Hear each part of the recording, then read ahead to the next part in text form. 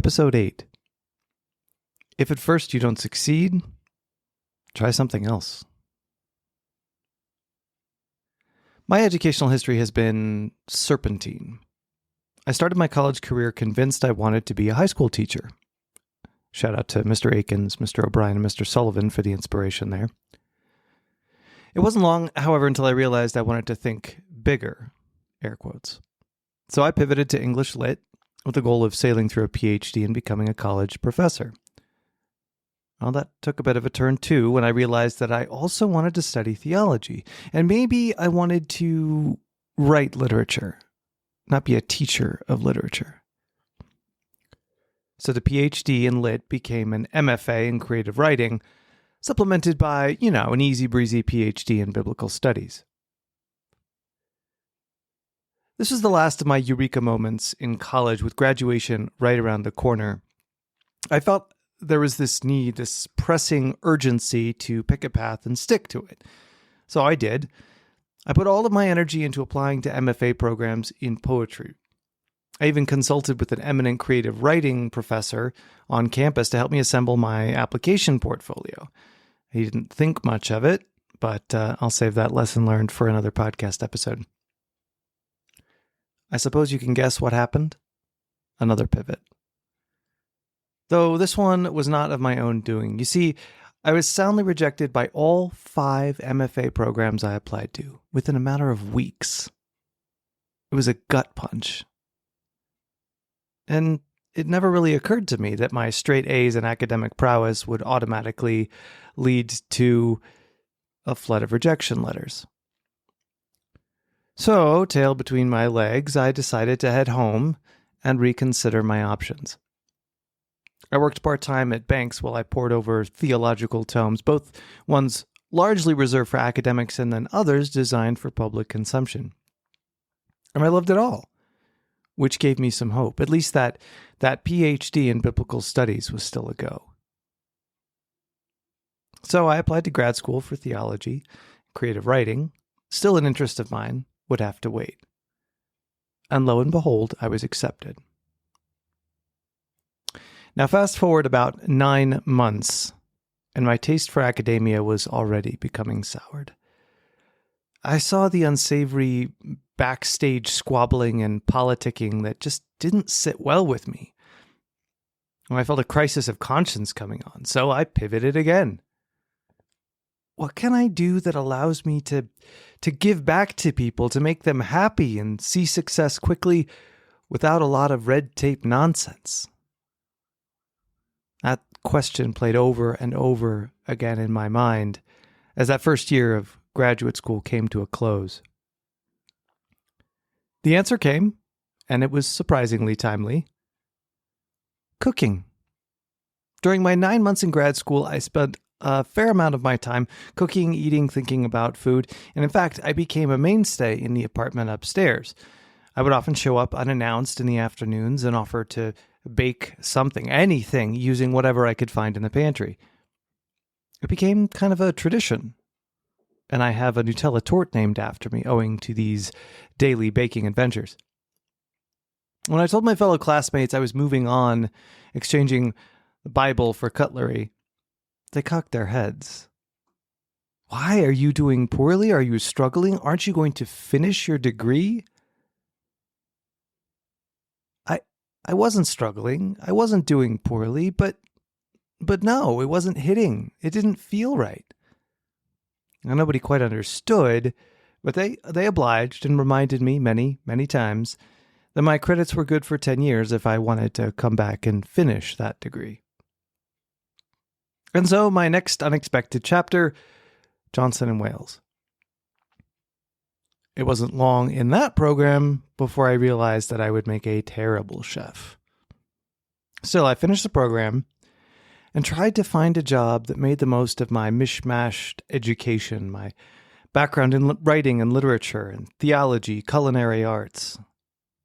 Somehow, I landed a job at a food magazine. Fast forward again, some 15 years, and I'm working as a content marketer at an enterprise tech company. I know, the dots are a little hard for me to connect to. As I look back on this winding educational and professional road, I wonder, what success was I after? How was I defining it? Why the pivots? How were others defining success? And did I hit that success mark or not? Did I change too often to really know? Am I on track to hit it now? The way we look at success in Western culture is quite honestly a little bit janky. It often comes in two forms, and sometimes these two are mashed together. One, success is achieving a certain end goal you had in mind before you started your work.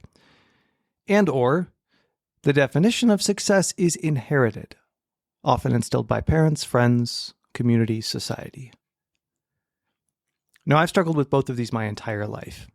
And the old adage fits well: if at first you don't succeed at whatever goal or thing you're targeting, probably because you were pressured into it, then try again. And there are countless other phrases, aphorisms like this that flood our formative years and now in social media. Success is about small steps every day. Success is managing failure, not avoiding it. That one is loosely Winston Churchill. Happiness lies in the joy of achievement, FDR, etc., etc. The list goes on and on. But so many of these aphorisms, these sayings, forget three things. Well, four, actually. First, success is a journey. A journey. And the journey is what consumes our time, our energy, our mental bandwidth, our emotions. It is the sum of our life. Success achieved is a way station, a milestone where we celebrate, but move on to the next milestone. 2, we are likelier to enjoy success that is owned by us, that is defined by us, than we are success that is foisted upon us. 3, success, being informed by the fluidity of life and nature, is also fluid. Its definition and nature change, its journey changes, its endpoints change. And 4, success is both individual and cumulative. The individual piece is relatively obvious, and I've talked about that in the context of my life already. The things that we control and directly affect in our own personal lives. But the cumulative is trickier. It's often easy to think there's this hive mind controlling the journey of group success. But if it is truly cumulative, that is, individuals in aggregate affecting the whole, then we inform that success. And you could think about it in the context of democratic countries like the United States. Now, the crux of all of this is internal alignment. It took me far too many years and wrong turns to realize that success, both journey and endpoint, must be guided by internal vision and values. And there will be moments when the nature of a thing changes, how it's accomplished, how it's achieved, the steps to get there. But these are, to a large extent, external, beyond our control. And if these changes mean the success journey no longer aligns with our own vision and values, then, in my opinion, we should consider abandoning it.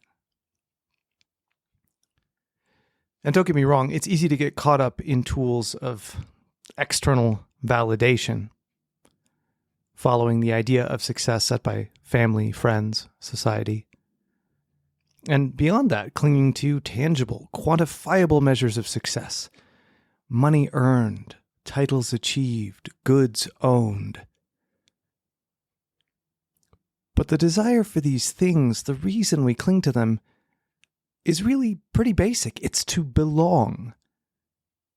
And yet if we pursue success like this, we run the risk of forever alienating ourselves in the relentless pursuit of external affirmations.